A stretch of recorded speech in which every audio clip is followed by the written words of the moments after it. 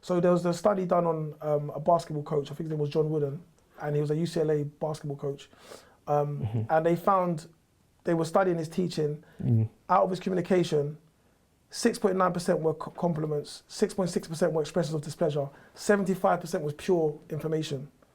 Like, so when he's talking to his players, it's pure information. It's not, it's whatever, it's just do this. Yeah. Stop doing that. Yeah. Don't do that. And when you look at top coaches, there's not, everyone, you know, you don't have to be this loud, you know, doing whatever. It's just, you choose your words carefully and you get that information to the player, and then the player takes it on and whatnot. So that was 75%, and there was 2,326 discrete acts of teaching is how they kind of refer to it. That's like, you don't have to overcomplicate things. It's not complicated. And I like the story of the cello teacher because he was teaching students to play the cello, and he would just give simple cues. He's like, you know, no, when you get to this part, feel the rhythm.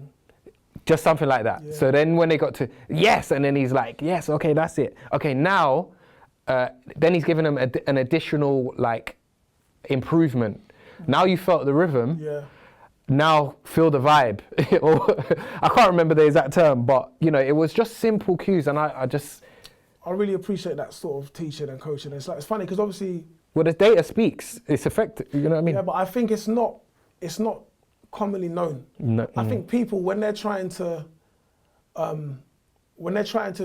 show how good they are a coach or a teacher or a personal trainer or something like that, sometimes they think it's good to overcomplicate it. But the best trainers that I've seen and the best coaches that I've seen are the ones that just simplify everything. Do you know what I mean? There's no, especially depending on the situation, but you don't, if you're training someone like a personal trainer and you've got someone that's just trying to stay fit, you know, or just taking up boxing because they just want to learn, they just want to move around and learn a new skill. You just don't need to give them everything. You just need to give them the exact information at that point. And I think that's kind of like a lost art, man.